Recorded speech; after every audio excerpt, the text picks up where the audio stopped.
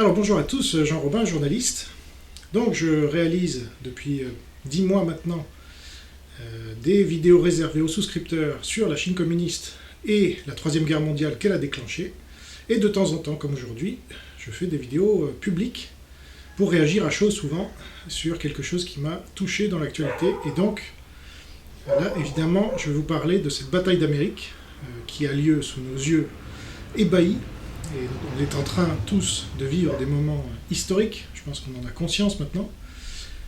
Et la semaine qui va avoir lieu là, donc juste après que j'ai diffusé cette vidéo, sera sans doute la semaine la plus importante depuis la fin de la Deuxième Guerre mondiale, tout simplement.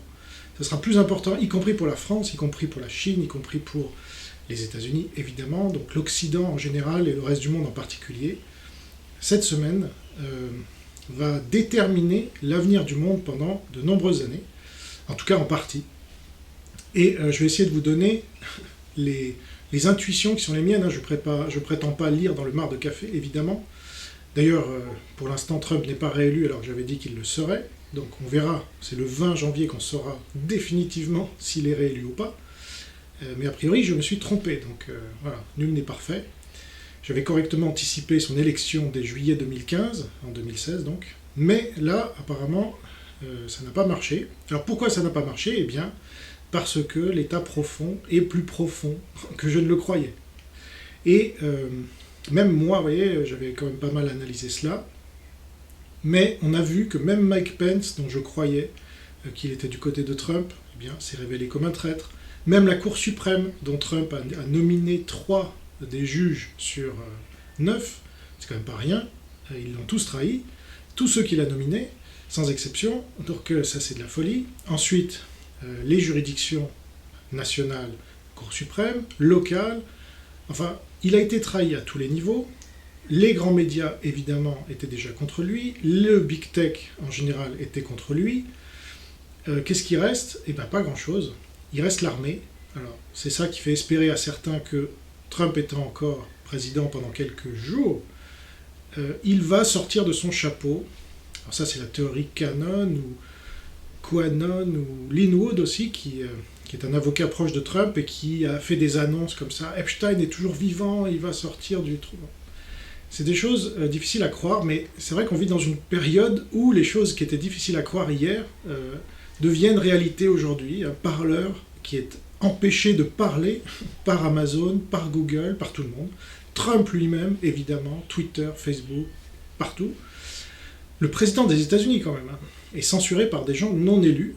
Donc ça, c'est très fort. Et donc, on entre dans cette phase où tout devient possible. Vous savez, il y a des phases révolutionnaires comme ça, où la boîte de Pandore s'ouvre, où il y a une redéfinition des pouvoirs, le pouvoir légitime et le pouvoir légal. Donc, Trump restera le président légitime des États-Unis pour les 4 ans qui viennent, quoi qu'il arrive, mais il ne sera sans doute plus le président légal. Et ça change tout, puisque l'armée est censée être dirigée et répondre aux ordres du président légal, et non pas du président légitime. Donc nous, en France, on a connu ça déjà en 1940, avec De Gaulle, qui incarnait, selon lui, en tout cas, la légitimité de la France éternelle, et Pétain et Vichy, qui incarnaient, selon De Gaulle toujours, l'État français qui avait volé le pouvoir légal, légitime, en imposant un pouvoir légal qui collaborait avec l'ennemi et qui avait capitulé, en tout cas collaboré, au lieu de continuer le combat et de défendre l'honneur de la France. Donc on connaît bien ça en France.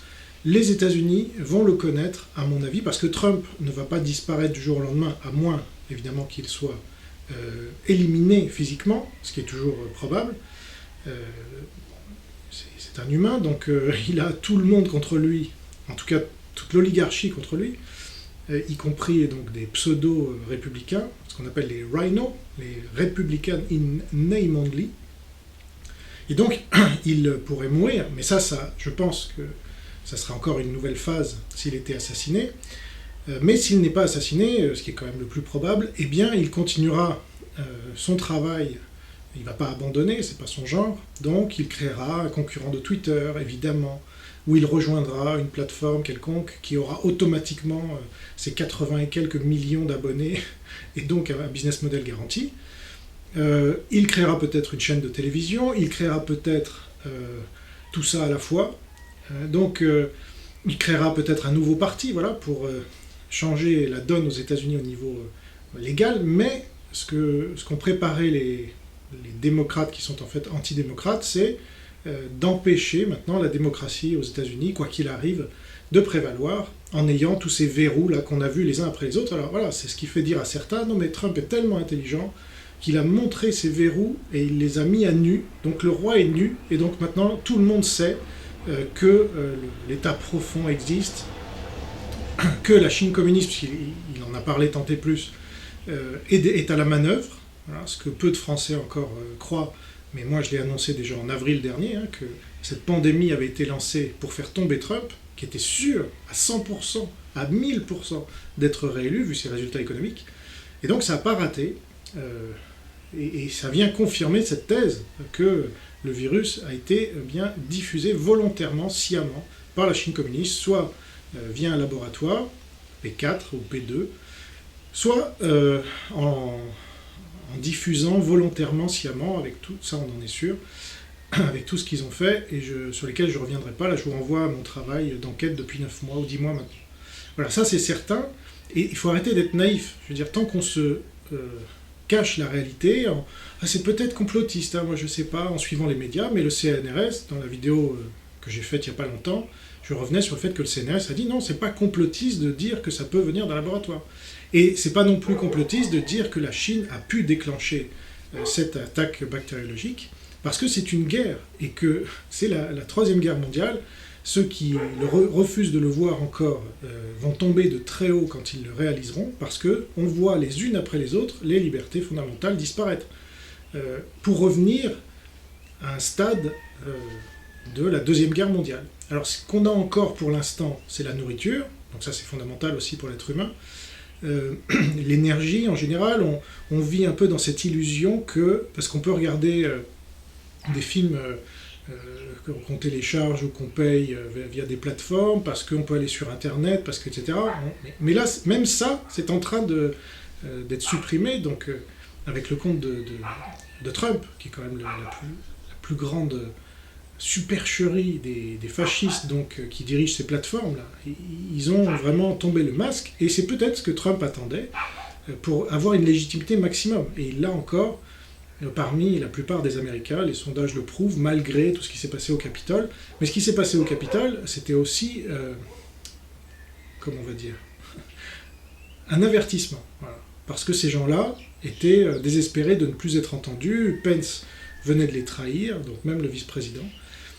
Et donc ils se sont dit, bah voilà, maintenant on va nous entendre. Là, vous avez des témoignages de gens qui n'étaient pas tous des antifas, hein, ça c'est pas vrai, il y avait des antifas et des BLM, mais il y avait aussi des patriotes. D'ailleurs, celle qui est morte était une pro-Trump militaire de 35 ans, je crois, qui avait passé 12 ans dans l'armée de l'air américaine. Donc vous avez là des vrais patriotes qui commencent à en avoir marre et qui se disent, bon, on a suivi toutes les règles, on a été gentil, on a été tolérant, on s'est fait traiter de fasciste, de raciste, de nazi. C'est la même question qui se pose en France d'ailleurs. Vous avez beaucoup de gens qui sont tolérants, il y a eu tous ces attentats, par exemple islamistes, il n'y a quasiment jamais eu d'attentat en retour. Et puis, maintenant que la Chine communiste nous a tué 60 000 personnes, il n'y a pas de réaction non plus. Donc on pourrait dire que c'est un peuple apathique, parce que les gens sont devenus trop gentils, et ils s'accrochent peut-être à des acquis sociaux, ou à des acquis de vie. Si on bascule dans la guerre, la vraie, il y a la guerre de l'information, c'est celle que je mène depuis 15 ans, parce que c'est une guerre non violente, mais très efficace, puisque la vérité nous rend libres, comme dit Jésus, donc il s'est fait crucifier pour ça, et beaucoup de gens qui disent la vérité ensuite se retrouvent, non pas forcément crucifiés, mais voilà, soit en prison, suivez mon regard, soit ailleurs. Moi j'ai été traîné au tribunal aussi, lynché dans les médias, donc dire la vérité c'est dangereux, c'est risqué, c'est coûteux. Il n'y a pas besoin de prendre les armes déjà pour faire la guerre, mais rien que cela, déjà, il y a très peu de gens qui le font. Si vous regardez bien, tous ceux qui parlent sous leur vrai nom, sur les réseaux sociaux, dans des vidéos ou autres, il y en a très peu. La plupart du temps, ce sont des pseudos, et à la limite, quand vous voyez des gens parler sous leur vrai visage, ils peuvent utiliser des pseudonymes là aussi, comme Laurent Oberton par exemple, qui n'ose même pas dire quel est son vrai nom. Donc, quelles sont les étapes suivantes, maintenant que le fascisme, on sait où il est, et que, bien qu'il veuille se faire passer pour l'antifascisme, comme d'habitude, on sait maintenant que c'est le fascisme, et qu'il a tous les leviers de pouvoir, qu'il est allié avec la première puissance dictatoriale et totalitaire du monde, qui est la Chine communiste. Donc une fois qu'on a compris que ces gens-là étaient les méchants dans l'histoire, qu'est-ce qu'on peut faire? Qu'est-ce qu'on doit faire? Déjà, on peut le dénoncer, on peut s'informer auprès des gens qui le dénoncent, comme moi, ou comme d'autres. On peut essayer d'arrêter de se faire avoir par des discours lénifiants ou culpabilisants qui nous diraient que ce sont nous, en fait, les vrais fascistes. Donc ça, moi, c'est ce que j'endure depuis longtemps, comme d'autres, parce que je dénonce ce que j'ai appelé la nouvelle extrême droite. C'est un livre qui date de 2010. Je suis passé dans aucun média pour ça, sauf sur France O, donc une chaîne que personne ne regarde. Et j'avais expliqué à cette occasion que les médias sont le vrai bras armé de la nouvelle extrême droite qui est au pouvoir.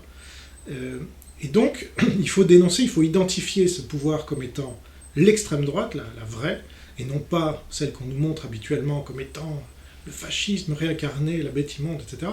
Donc il faut comprendre ça. Moi, ça fait 10 ans que je le dis partout. Hein, donc, j'ai dit il y a encore... c'était le 30 octobre. J'ai dit que tous les réseaux sociaux allaient censurer tous ceux qui diraient que Trump avait gagné. Ça n'a pas loupé. Donc, il y a des choses quand même qu'on peut anticiper, parce qu'il y a des faits. Voilà. Maintenant, on sait que Trump ne va pas disparaître du jour au lendemain, mais est-ce qu'il va utiliser, la seule question qui reste, c'est est-ce qu'il va utiliser cette toute petite fenêtre de tir là qui lui reste, et comme l'espèrent un certain nombre de patriotes dans le monde, est-ce qu'il va l'utiliser, ce levier, lui il adore les leviers, hein, donc est-ce qu'il va l'utiliser pour enfin faire tomber ce fascisme là qui vient, alors qu'il en a peut-être encore le pouvoir, s'il arrive à rallier à lui une partie de l'armée ou toute l'armée, puisqu'il en est le chef encore. Il est le chef de l'armée. Rappelez-vous, il y a quelques mois, ça n'a pas fait vraiment la une des journaux à l'époque, mais il a participé au jeu de la Navy, c'est en fait du football américain, et il était rentré sur le terrain avec tous ces gens de la marine, de la Navy, les Marines, c'est comme ça qu'on les appelle, ils étaient tous avec lui, absolument tous, dans un stade plein à craquer, et ils chantaient USA, USA, et d'autres chants patriotiques.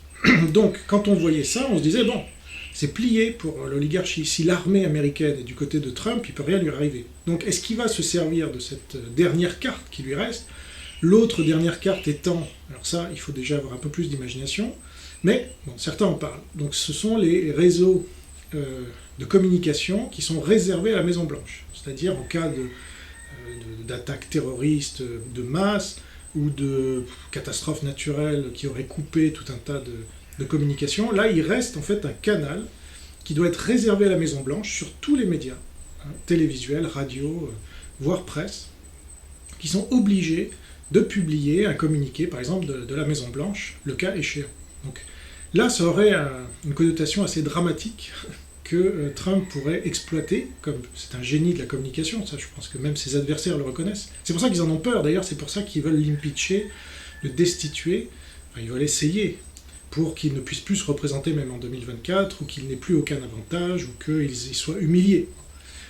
Mais est-ce qu'il va utiliser ce canal-là en faisant sortir du chapeau, comme le prétend Linwood, Epstein, qui ne serait pas mort, qui aurait été remplacé? C'est vrai qu'on n'a pas vu son corps, alors tout de suite, ça crée des soupçons chez ceux qui veulent en voir, et Epstein balancerait sur Biden, parce que la seule chose qui puisse faire tomber Biden maintenant, puisqu'il a été légalement intronisé par le Congrès, c'est sa légitimité. S'il n'a pas la légitimité pour devenir le président des États-Unis, ça, Trump pourrait jouer là-dessus dans la petite fenêtre de tir qui lui reste, alors par des accusations liées à des pratiques sexuelles, à des pratiques sexuelles, pédophiles ou autres, par rapport à Epstein par exemple, ou par rapport,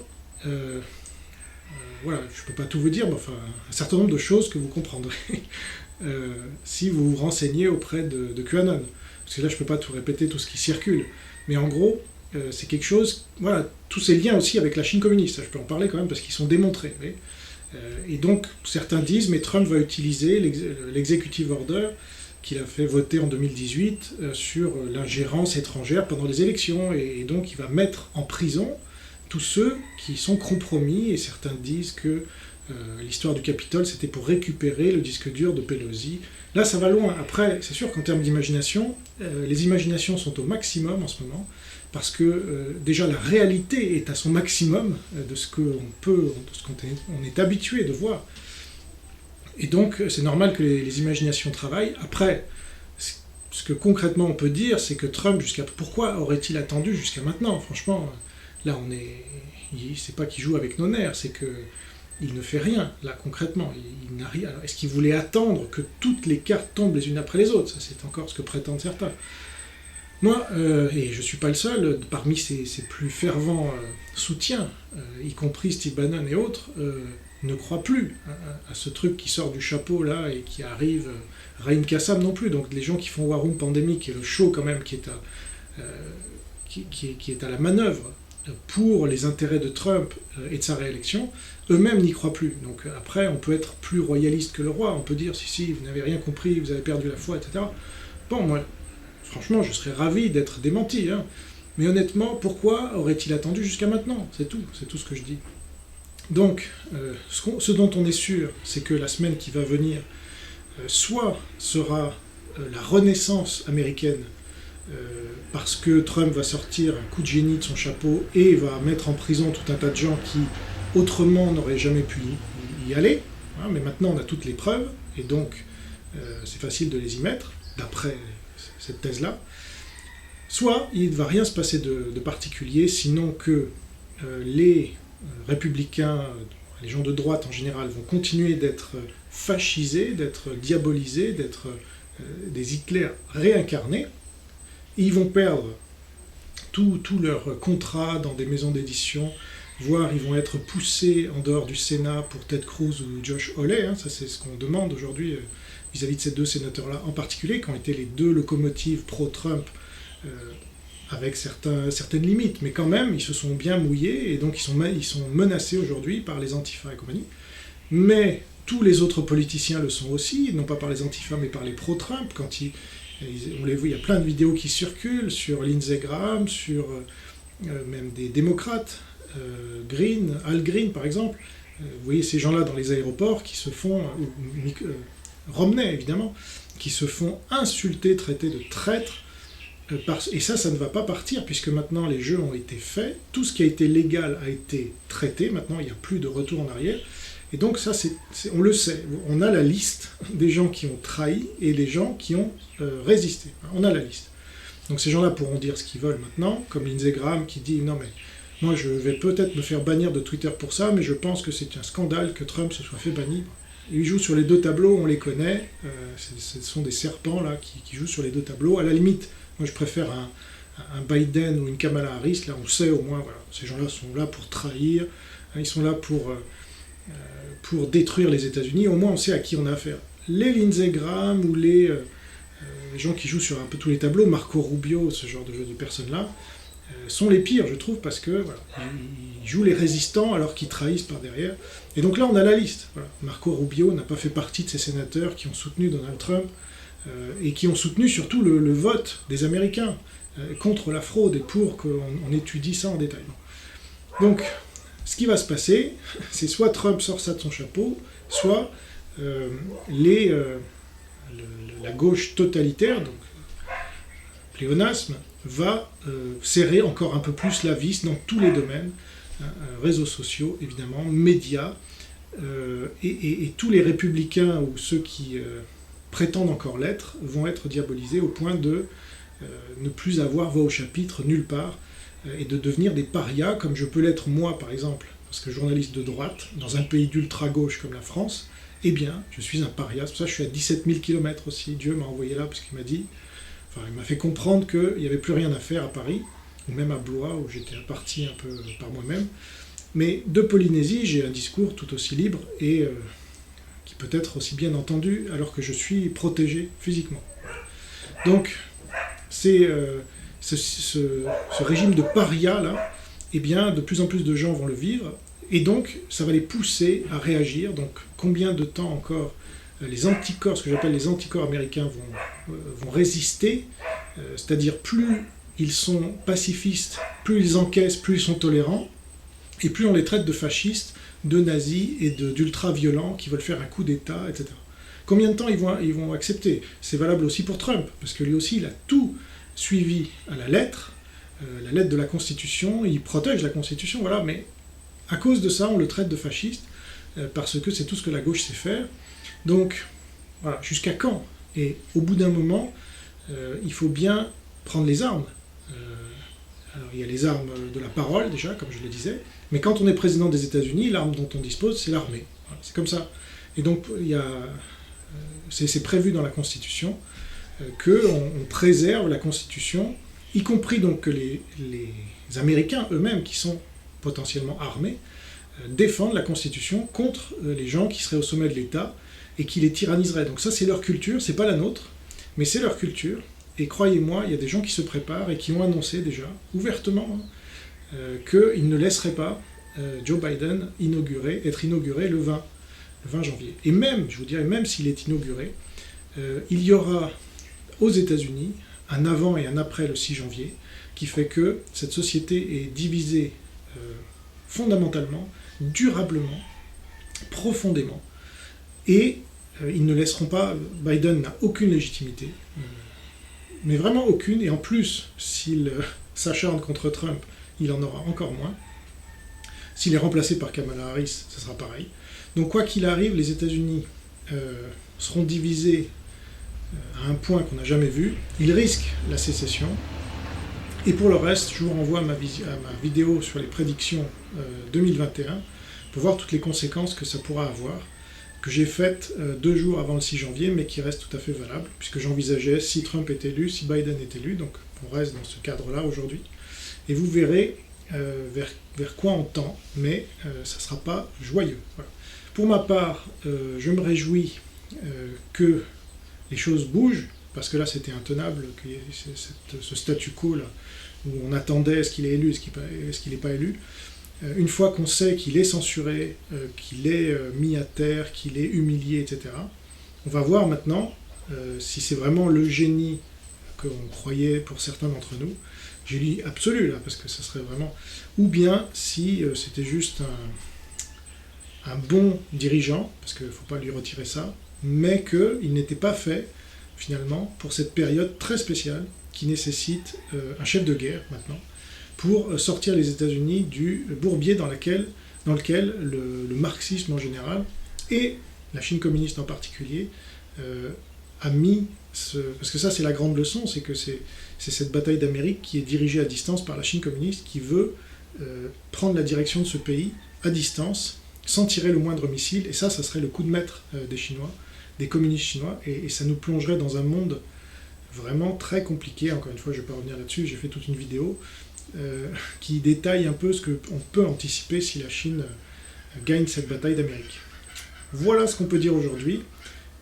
Donc il faut garder la foi, on n'y peut pas grand-chose, voilà, à part commenter, à part essayer de s'informer, de monter en compétence, de ne pas tomber dans les pièges non plus, parce que c'est facile de s'emballer sur un certain nombre de théories. Il faut en rester aux faits et essayer à son niveau, avec sa famille, avec ses proches, de garder la tête froide, d'anticiper un minimum ce qui peut se passer, d'envisager le pire pour prendre ses précautions. Et ensuite, c'est Dieu qui décide de tout le reste. Voilà ce qu'on peut dire aujourd'hui. Donc merci de m'avoir suivi et à bientôt pour une prochaine vidéo. Au revoir.